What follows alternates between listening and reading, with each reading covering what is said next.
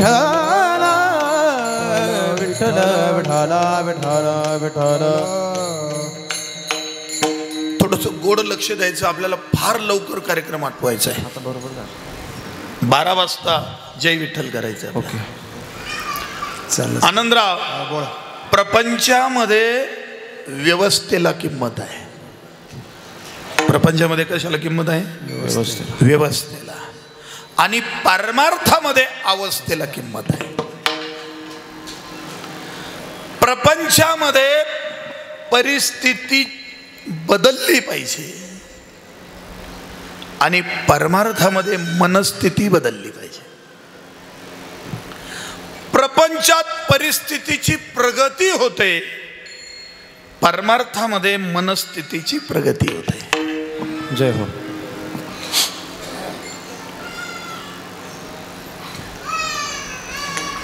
घ्या, त्यांना घ्या, लवकर घ्या.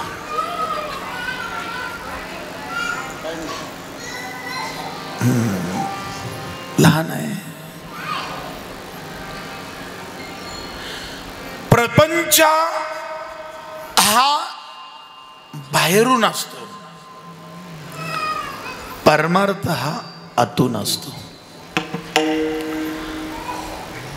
प्रपंच हा शरीराशी संबंधित आहे, परमार्थ हा अंतकरणाशी, चित्ताशी संबंधित आहे. ह्या गोष्टी जर कळल्या म्हणले, लक्षपूर्वक ऐका जरा. प्रपंच हा नाशिवंत आहे, परमार्थ हा अविनाशी आहे, तो नाशिवंत नाही. प्रपंच हा कधीही पूर्ण होत नाही, अपूर्णच राहतो. आणि परमार्थ हा पूर्ण होत असतो. प्रपंच अधुरा राहतो महाराज. रावणाने 33 कोटी देव बंदीखान्यात टाकले, रावणाचा प्रपंच पूर्ण झाला नाही. त्याची इच्छा होती समुद्राचं खारं असणारं पाणी गोड करायचं आहे. सोन्याला सुगंध प्राप्त करायचा होता त्याला. सोनं जर घेतलं,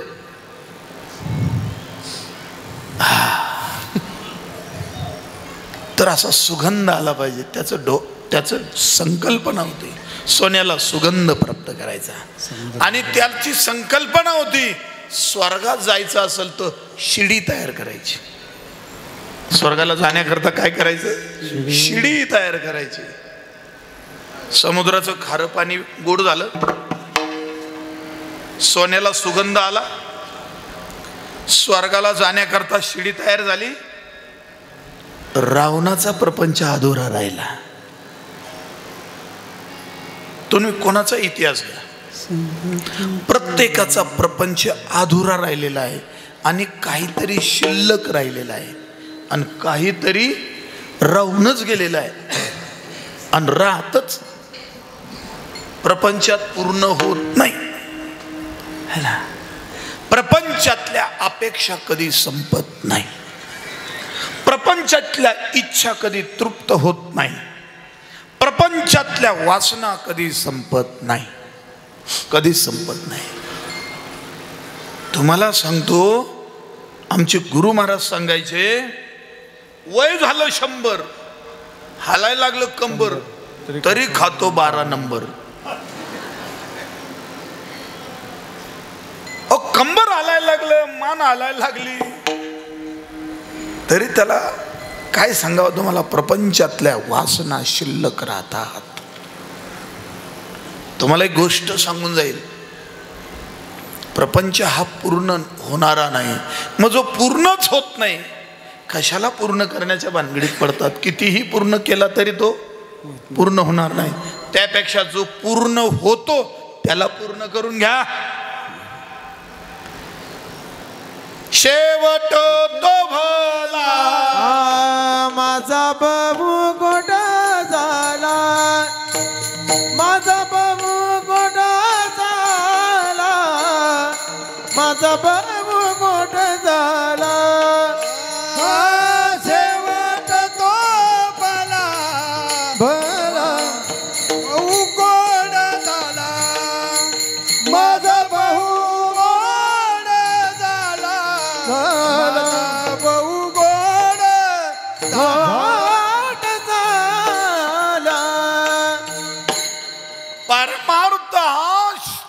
त्याच्यामध्ये फुल स्टॉप आहे, पूर्ण होतो, पूर्ण होतो, पूर्ण. बऱ्याच महात्म्यांचा परमार्थ पूर्ण झालेला आहे. पूर्ण केला, पूर्ण केला, पूर्ण केला, पूर्ण केला, पूर्ण केला, पूर्ण केला, पूर्ण केला, पूर्ण केला, पूर्ण केला, पूर्ण केला, पूर्ण केला मनोरथ, पूर्ण केला मनोरथ. घराले घराले घराले घराले घराले घराले पूर्ण केला, पूर्ण केला. घरा आले, घरा आले, घरा आले कृपाळ. मनोरथ पूर्ण परमार्थातच होतो. हा, जन्म मृत्यू संपून जातो परमार्थामध्ये. प्रपंचामध्ये जन्म मृत्यू सुरू होतो. समजून घ्या मंडळी, फार महत्वाचं आहे. म्हणून ज्याचा प्रपंचामध्ये व्यवस्था चांगली त्याच्या प्रपंचाची प्रगती होते. ज्याच्या परमार्थामध्ये अवस्था चांगली त्याची परमार्थात प्रगती होते. विठाला विठाला विठाला विठाला विठाला विठाला विठाला विठाला. कधी कधी अक्षय बाबा काहीच्या प्रपंचामध्ये अशी व्यवस्था असते बाबा, अशी व्यवस्था असते की पाहुणा जर घरात आला तर त्या पाहुण्याला बाचके बुचके बाजूला करून बसावं लागतं स्वतःला. त्याला असं वाटतं या घरातला पसारा आपल्या हाताने आवरावा का काय है ना. व्यवस्था, व्यवस्था, इकडे लक्ष द्या. आणि प्रपंचामध्ये काहीशी अशी व्यवस्था, इतकी ढिसाळ व्यवस्था असते.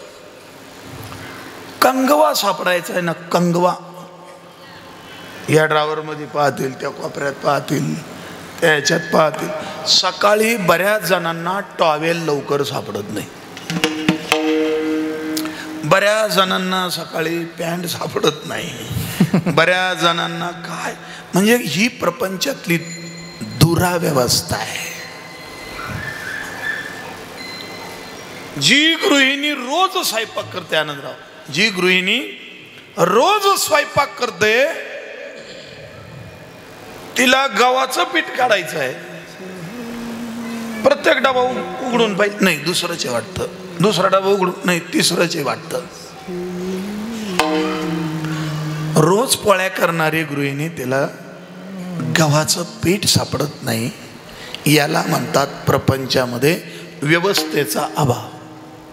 पण काहींच्या प्रपंचामध्ये जर गेलं बघितलं तर त्या डब्यावर लिहिलंय महाराज, डाळीचे पीठ, मूगडाळ, तूरडाळ, बाजरीचे पीठ, साखर, कुळदाचे पीठ.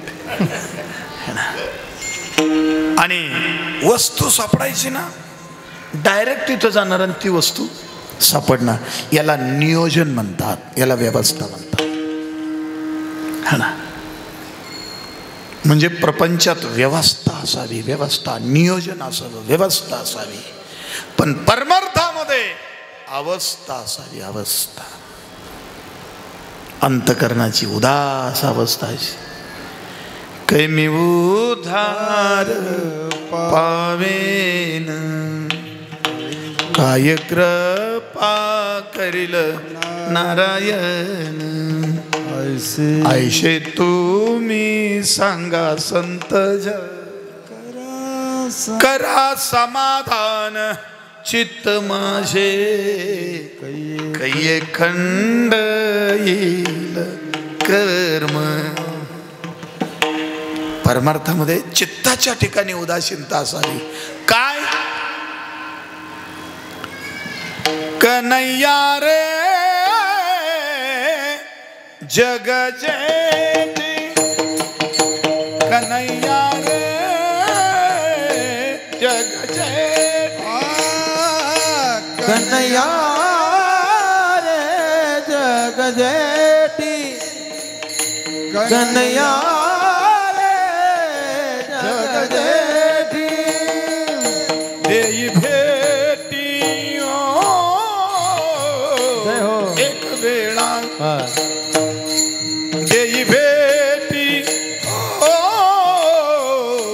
एक वेळा कन्हैया रे जग जेठी कन्हैया रे जग जेठी जग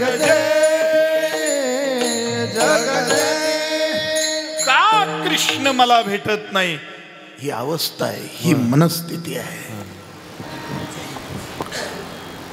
तुझ्या न माझ्या भेटीसाठी सागर कुठे हरवला काना रे दे ना मला कृष्णा रे दे ना मला काना रे दे ना मला कृष्णा रे दे ना मला.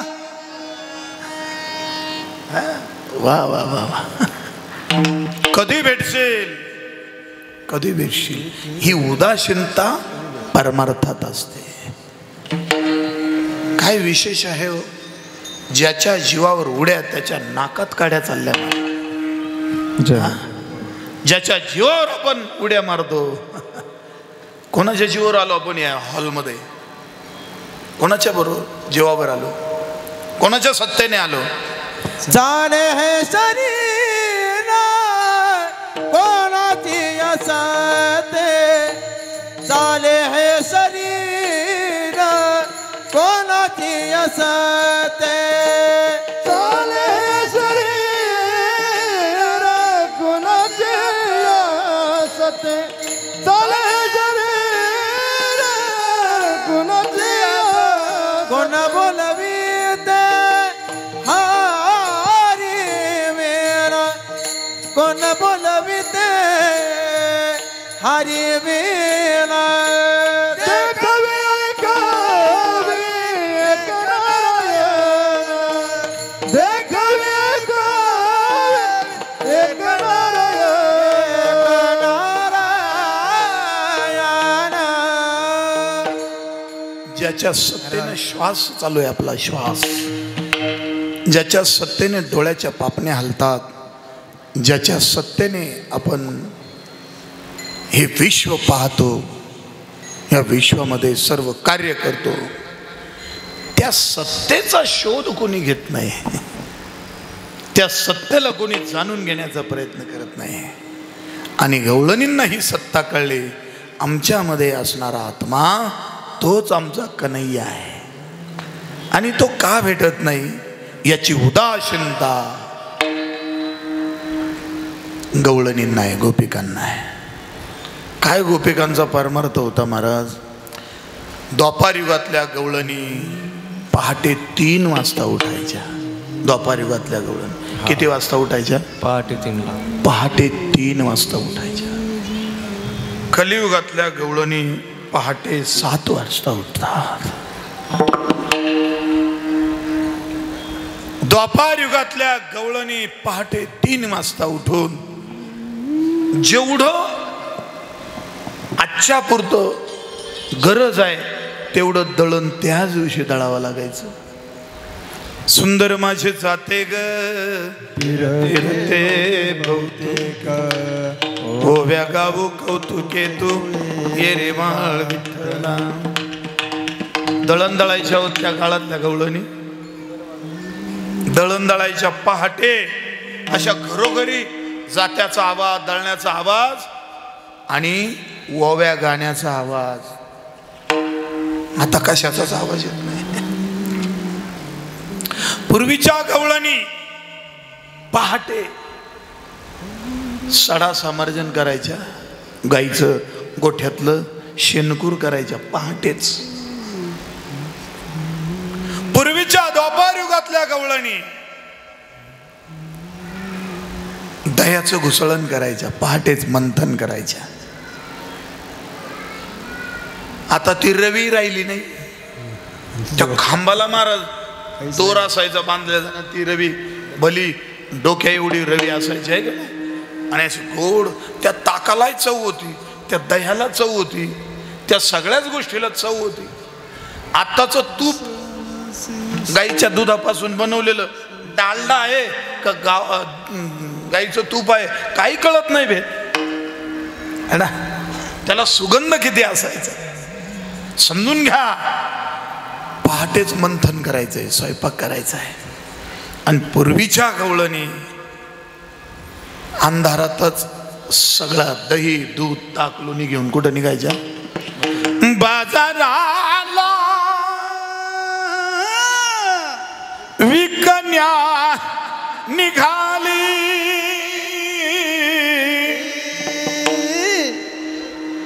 दही दूध ताक आणि लोणी बाई माझ्या ग,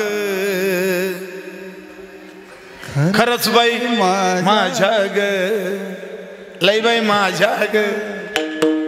दुधात नाही पाणी बाई माझ्या ग, दुधात नाही पाणी बाई माझ्या ग, दुधात नाही पाणी बाई माझ्या ग, दुधात नाही पाणी बाई माझ्या ग, दुधात नाही बाई माझ्या ग, दुधात नाही पाणी.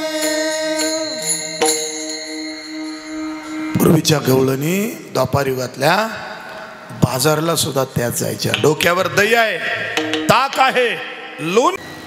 वंदेकर माऊली वाजवा वाजवा, कळे बाबा तुम्ही वाजवा, त्यांना वाजून पाहायचं आहे पाकवाज. वंदेकर माऊली हा नाही तुम्ही वाजवा, तुम्ही वाजवा, दोघांपैकी कोणी वाजवा, वाद घालू नका बुवा. इकडे लक्ष द्या, इकडे लक्ष द्या. चरित्र ते उच्चारावे केले देवी गोकुळे.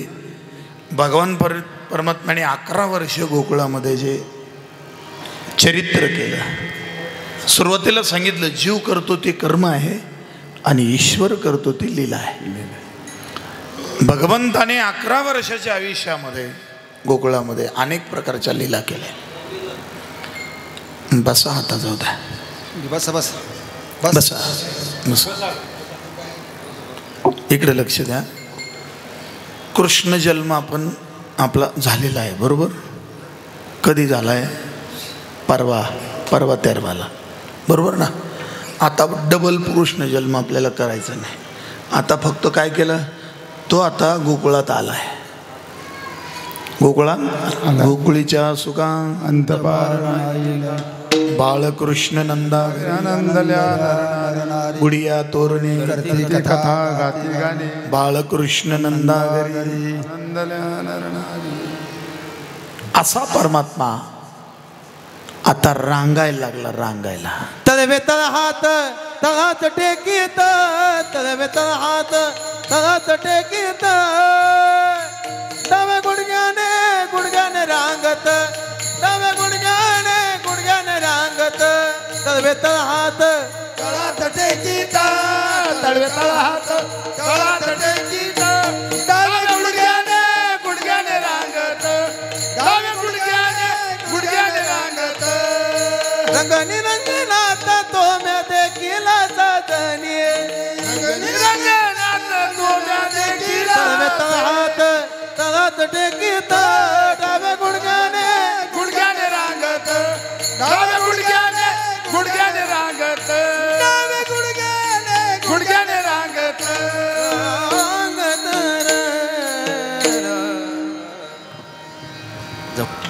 लोणी दे म्हणत आई मला, लोणी दे म्हणत. तळवे तळहात तळहात टेकून आणि डाव्या गुडघ्याने रांगायला लागल्या.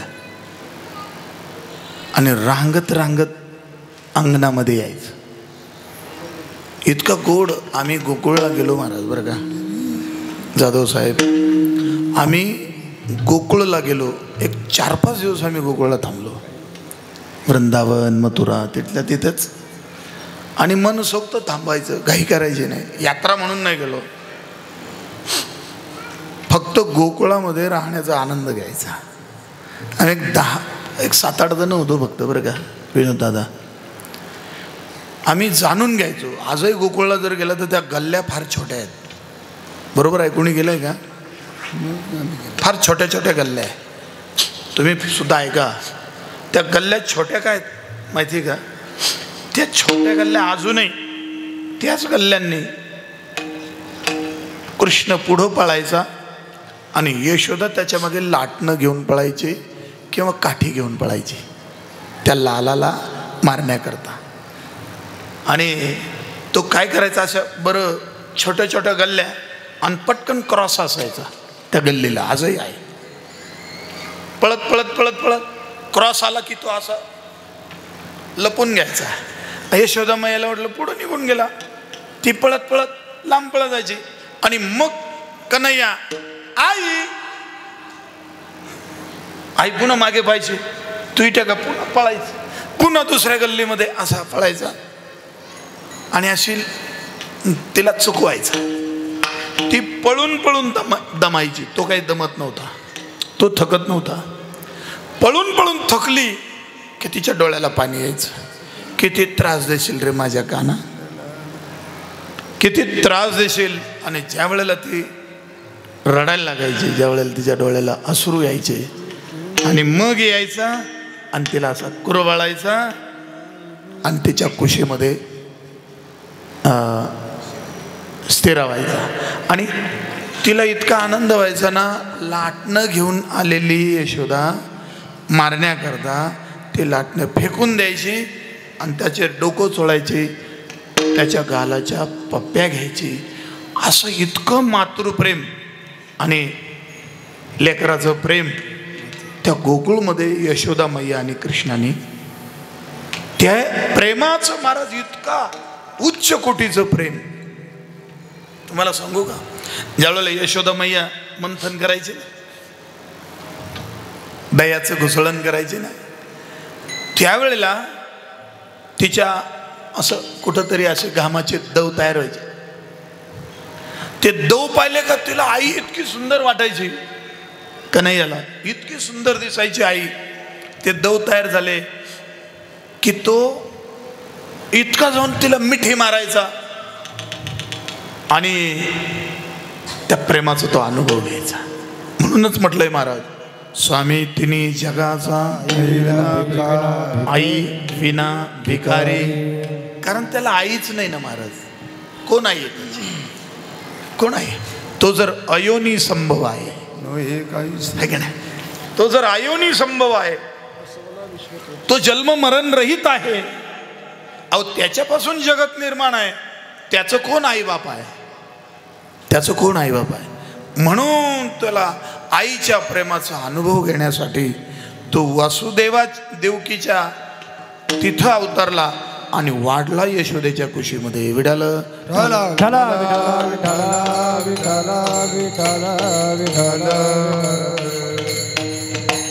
एवढंच नाही, गोपाळ गाई चारायला कुठल्या पटांगणामध्ये जायचे, तिकडं आम्ही गेलो. गाई चरत असतील, ते यमुनेला लगत असणारे ते डोहो सगळे, ते सुद्धा आम्ही बघितले. ते कुठं खेळ खेळायचे, आजही त्या मैदानावर आम्ही सुद्धा खेळलो. ते जे खेळ खेळले ते आम्ही सुद्धा खेळलो. खेळून खेळून थकलो आम्ही सुद्धा. तिथं दही अंडी केली आता इथं जशी आहे ना, तसा काला आम्ही 7-8 जण होतो, पण खूप आनंद घेतला महाराज. इतकी आजही. आणि तिथं एका भागवताचार्य आपल्या कविताताई साबळे यांचा फोन आला. आम्ही वृंदावनामध्ये ब्रजभूमीमध्ये ज्या ठिकाणी रास लीलेला अजून एक कोट बांधलेला आहे, कुंपण आहे, त्याच्यामध्ये रात्रीला कोणाला जाऊ देत नाही. तिथं बरोबर आहे ना, दिवसा फक्त काय असेल ते, आणि रात्रीला गेट बंद केलं की मध्ये कोणाला जाऊ देत नाही. चोरून एखादं जर मध्ये राहिलं तर त्याचा तपास लागत नाही. असे अनेक ऋषी मुनी मुद्दाम होऊन त्या रासलीलेच्या, जिथं रासलीला झालेली आहे तिथं अनेकांच्या समाधी आहेत. आजही तिथं जर कान दिला तर त्या टिपऱ्यांचा आणि त्या रासलेल्याचा आजही आवाज ऐकायला है ना. अशी ती भूमी. आणि कविताताई साबळेंचं काय कोण जाणे. तिथं फोन आला, बाबा कुठं आहे म्हणे. म्हटलं वृंदावनमध्ये आहे. वस्तुस्थिती सांगतो. आणि जिथं रासलीला चालू आहे, रासलीला झाली, ते दर्शन घेतोय म्हटलं आम्ही त्या एरियाचं. त्यांना फोनवर रडायला आलं महाराज. त्यामुळे बाबा माझं भाग्य आहे, तुम्ही तिथं आहात आणि मी तुम्हाला फोन केला. आता एक विनंती करते. ती माती असते ना, रमण रीती व्रज रज म्हणतात, ती घेऊन या म्हणे. आम्ही ती माती आणली. आजही ती माती खातात काही श्रद्धाळू, काही निष्ठावान. आजही ती माती खातात. काय कन्हैयाने लीला केली आहे गोकुळामध्ये, फार लीला केल्या महाराज. गोवर्धन लीला असेल है ना, ब्रह्मदेवाचा गर्भ आरणलेला असेल, इंद्राचा गर्भ घालवला है ना, पुतना मावशीला मारलं, सगळे शक्टासूर, आगासूर, बकासूर सगळे मारले. हे सगळ्या लीला करत असताना महत्वाच्या लीला ज्या आहे, गोपिकांचं चित्त चोर, दह्या दुधाची चोरी करणं. बारके असे गोकुळचे सगळे जवान असे बारके असे कृश झालेले. भगवंताने विचारलं, अरे का रे तुम्ही असे काही खात नाही का. हा, अरे गोकुळ म्हणजे दुधा दह्याचं श्रीमंत ठिकाण. इथून अख्ख्या मथुरेचे एवढं मोठ्या शहरातले लोक कोणाच्या दुधावर, गोकुळच्या दुधावर, ते ताजे झाले आणि तुम्ही बारके राहिलात है ना. ते ताजे लठ्ठ झाले आणि तिथं कोण आहे, सगळे असुराच्या जातीचे आहे, कंसाचे सगळे पार्टीचे आहेत. म्हणजे दुश्मनाला आपण पोचतोय, त्याला बलवान बनवतोय आणि आपण बारीक राहतोय. आजपासून दहे लोणी तो मथुरेला जाता कामा नाही. मग काय करायचं, तुम्ही खायचं, आम्हाला खाऊ देत नाही. घरची आई बाप आम्हाला खाऊ देत नाही. आजही बघा तुम्ही, आम्ही लहान होतो त्यावेळेला इकडं तिकडं बघण्यात यायचं. दूध जरी द्यायचं असलं ना, फुकून लेकराला फुकून द्यायचे आणि फुकतानाही ना मिसरी लावेल राहायची. आता मिसरीचा गुळ नाही, कशाला फुकायचा, भानगडीत पडायचं बरं. फू करता करता त्याच्या तोंडातले सगळे काळे ते काय ते कण सगळे संपूर्ण साईवर त्याचं प्लास्टर व्हायचं.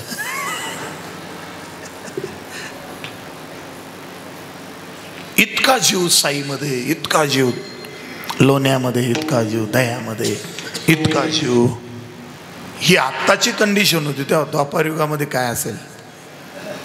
मग तुम्हाला स्वखुशीने तर देत नाही ना, घरातल्याच दह्याची, घरातल्याच लोण्याची आणि घरातल्याच तुपाची काय करायची, चोरी करायची. विडाला विडाला विडाला विडाला विडाला विडाला विडाला विडाला विडाला विडाला.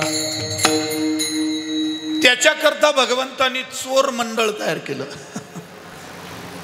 चोर मंडळ, जसं बचत गट असतो ना किंवा वेगवेगळे मंडळ असतात, तसं चोर मंडळ, दह्या दुधाची चोरी करणार.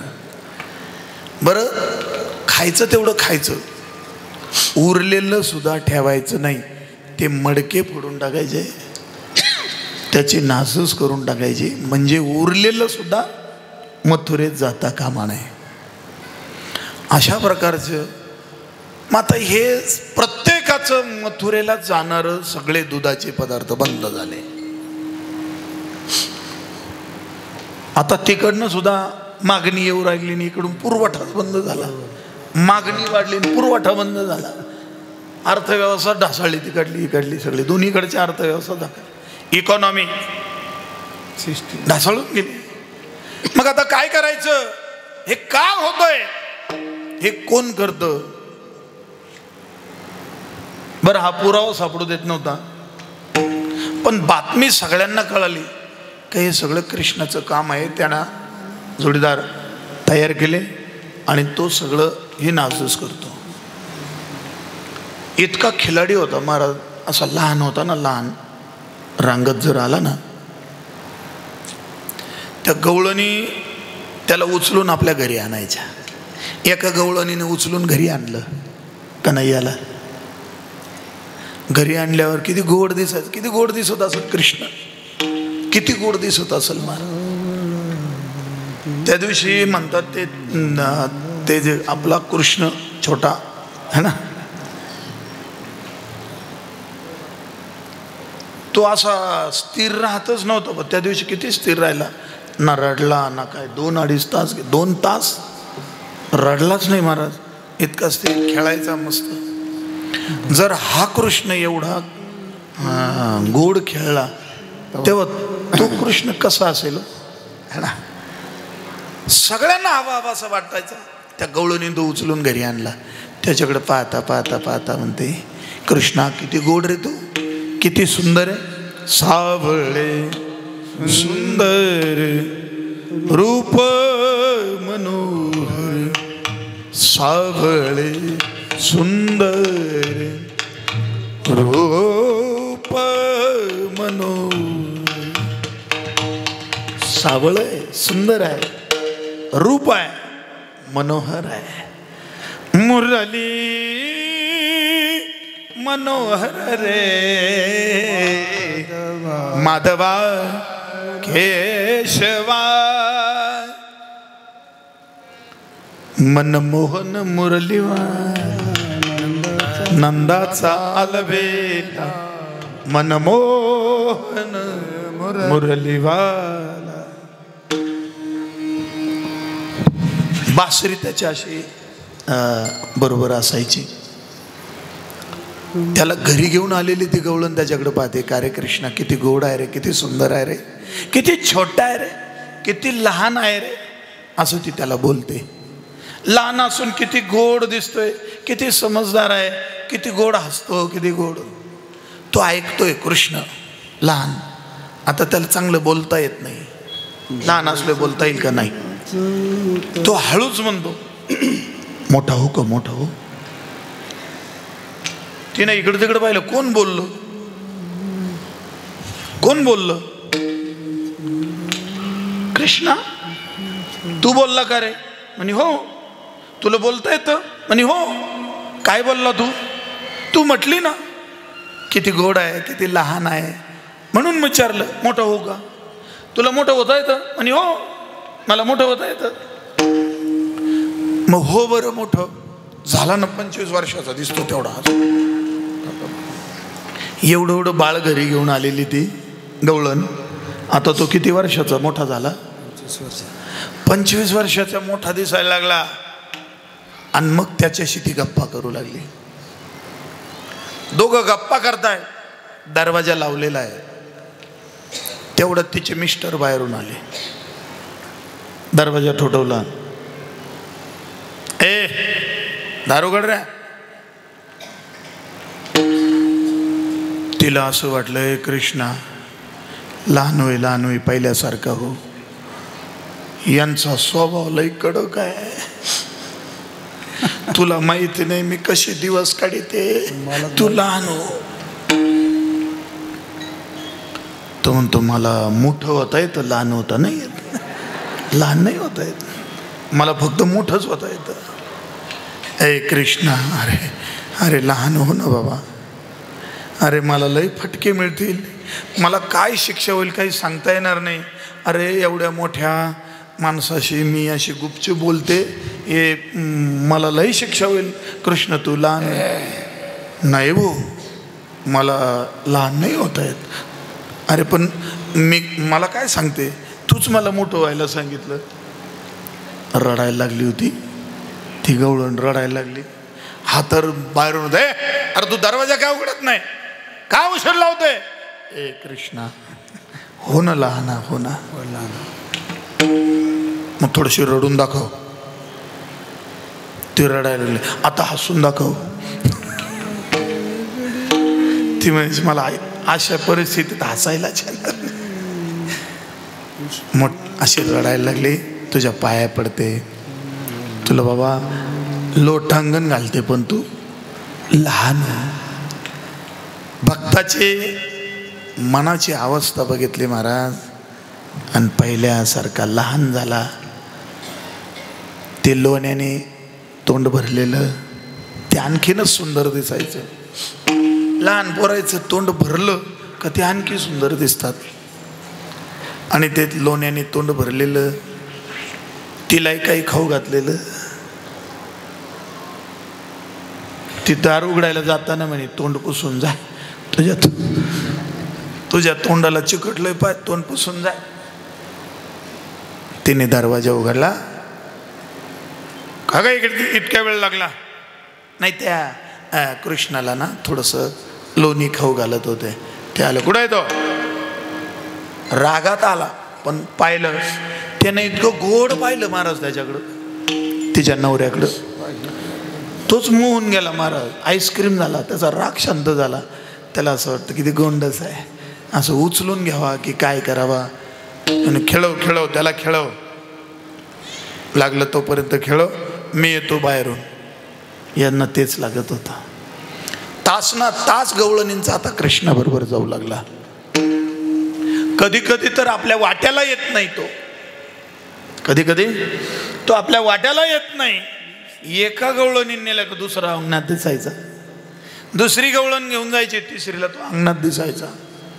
कधी कधी सगळ्या गवळणींच्या घरामध्ये कृष्ण दिसायचा. असा कृष्ण खूप. ज्या वेळेला गोपिकांकडनं काम कमी व्हायला लागलं, त्यावेळेला त्या गवळणीश यशोदेकडे जायच्या. आवरी आवरी आपुल्या काना, नासियेला आमुच्या सुना, नासियेला आमुच्या सुना, आवरी आवरी आपुला काना, आवरी आपुला काना, नासियेला आमुच्या सुना, नासियेला आमुच्या सुना. यशोदे, कृष्णाला सांगावे गोकुळी राहावे की जावे. गोकुळात राहावं का जावं आता. तुझ्या कृष्णाने आम्हाला खूप त्रास दिला.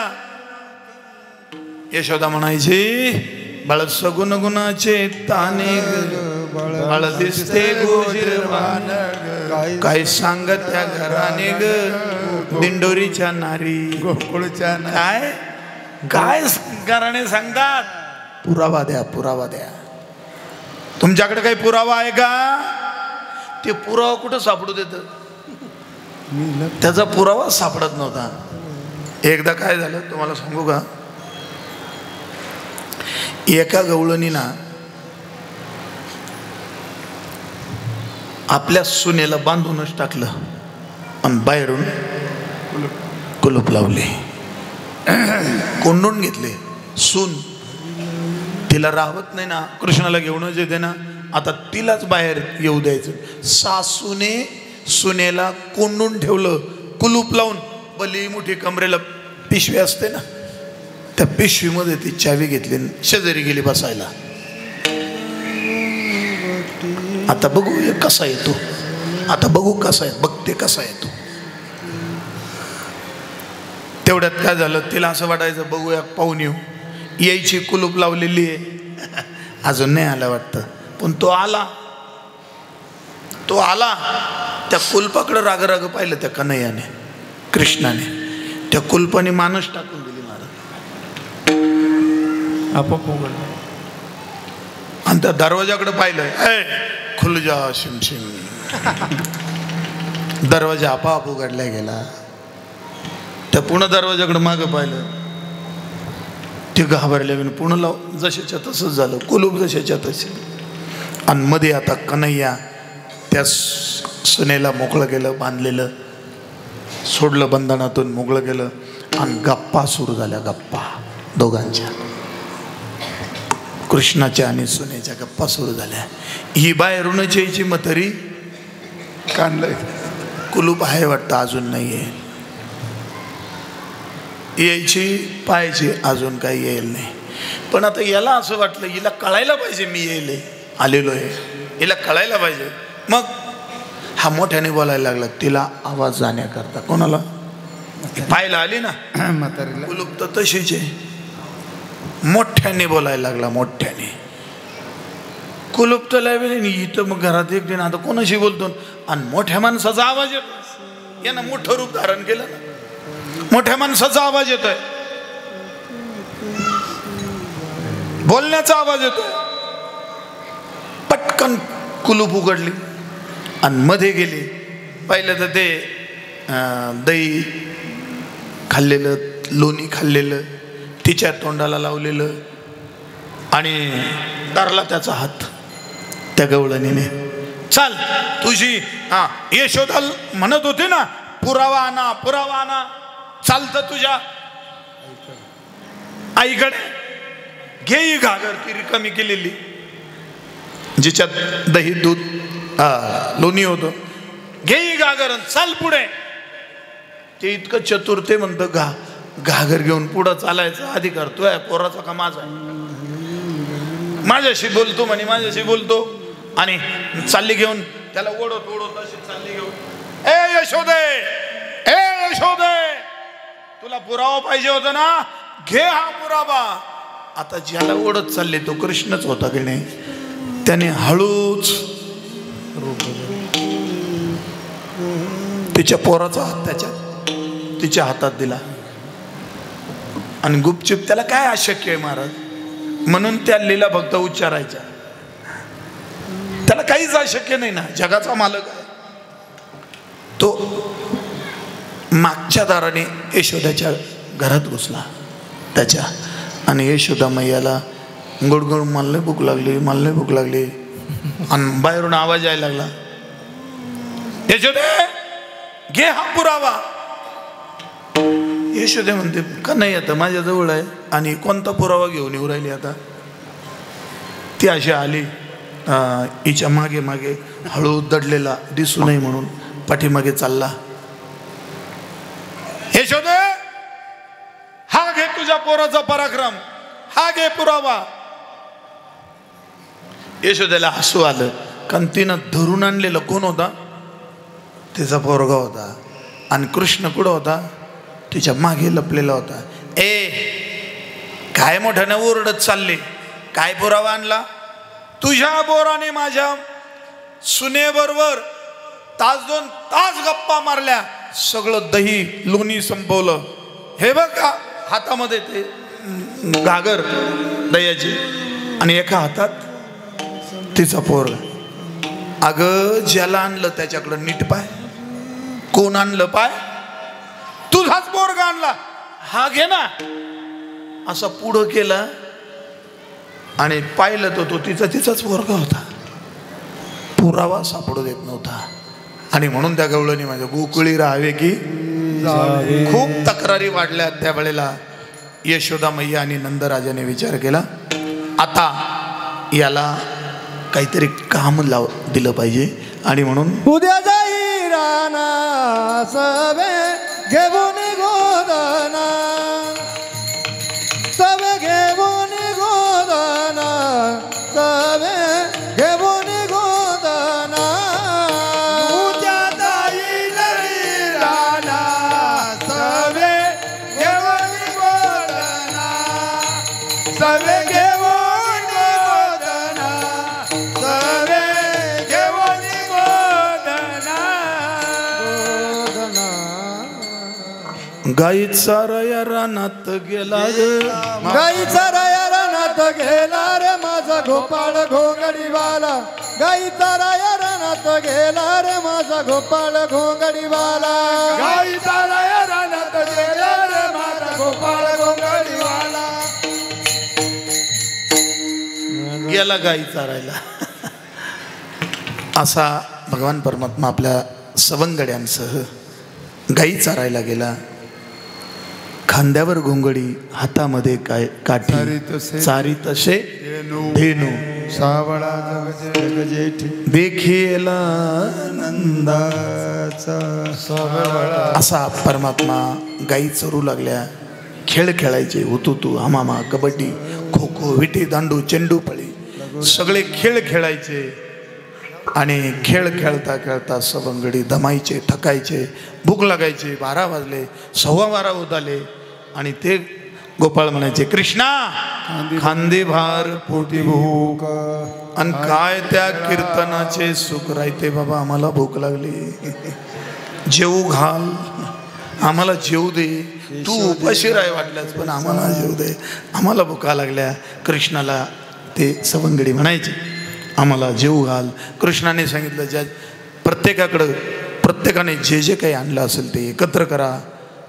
जो एकत्र काला द्वापार युगामध्ये भगवान गोपाल कृष्णाने सगळ्या गोपाळांना खाऊ घातला तोच काला आज कैलासवासी गणपतराव बोरसे यांच्या 43व्या पुण्यस्मरणाच्या निमित्ताने या बोरसे परिवाराने श्रीमद भागवत कथा महायज्ञ आणि त्या यज्ञाची सांगता आज काल्याचं कीर्तन आणि तोच काल्याचा महाप्रसाद. जाता जाता पुन्हा एकदा विनंती करतो परमार्थिक मार्गाला या.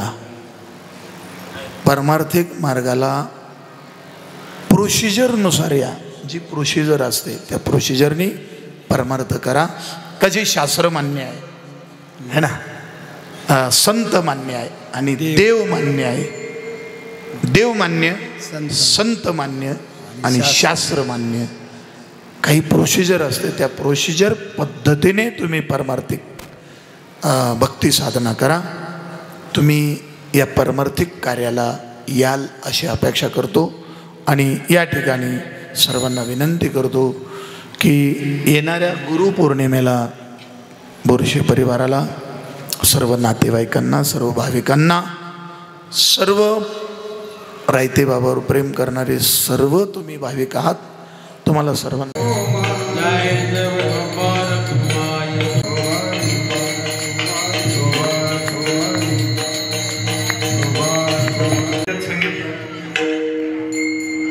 फक्त अभंगाचा भाव सांगितला जोडणारा पॉइंट असलेला वनसगाव भव्य दिव्य प्रशस्त 200, 250, 300 आम्ही बऱ्याच संस्था बघितल्या.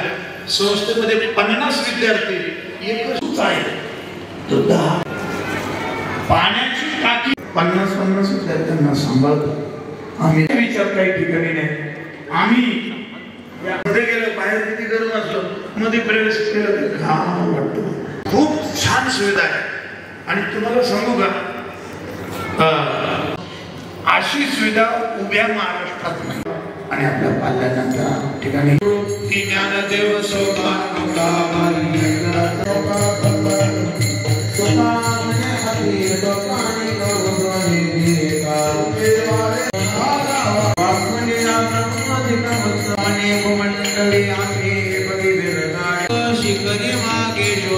विजय बोरसे हात लाव त्याला इकडे बघा.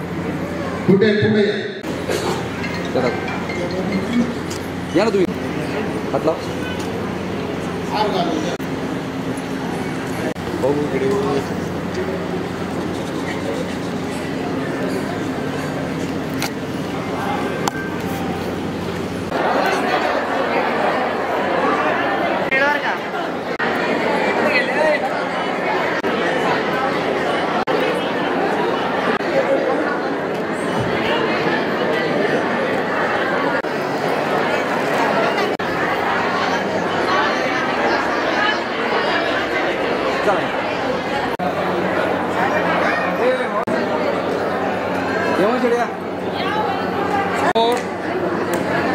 थांबायचं